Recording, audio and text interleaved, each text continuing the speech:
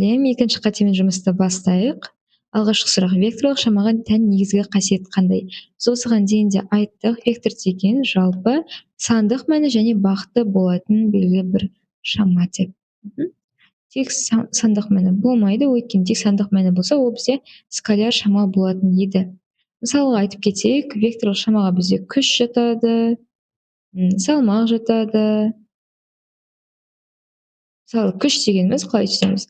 Мен мысалы бетімнен ұратын болсам, мен белгілі бір бағытта, яғни солға қарай ұрамын, еще бір белгілі бір күшті, яғни 10 ньютон, 20 ньютон сияқты сандық мәні бар шаманы саламын.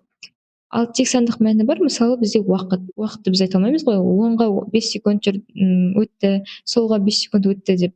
Жай ғана 5 секунд уақыт өтті. Все, оның тек қана сандық мәні бар.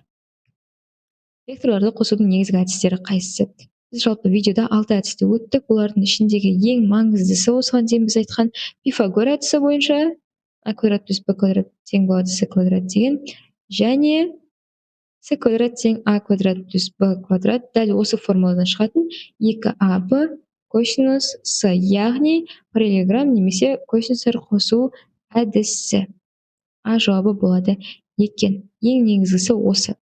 Екі вектор бір бағытта бағытталған. Бірінші вектордың модулі 5, екіншісінің модулі 3 дейді. 5 ньютон қосылған 3 ньютон. Қосынды вектордың модулі нешеге тең? Екеуі бір бағытта болса, әрине қосылады жай ғана. 5-ке 3 қосып 8 ньютон екенін табады екенбіз. Екі вектор қарама-қарсы бағытталған.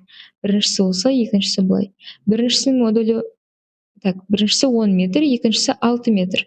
Бір-біріне қарама-қарсы болғаны үшін ол бізде 10 азайтылған 6 болады. Демек 4 метр екен қосынды вектор.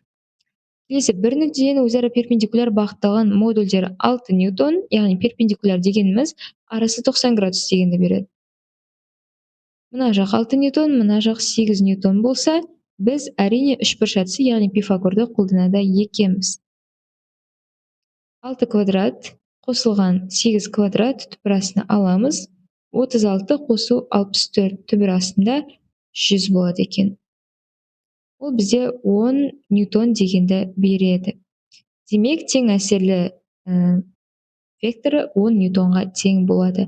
Осымен қатемен жұмыс аяқталды. Дұрыс жауапты келесі сабақта көріскенше сау болыңыздар.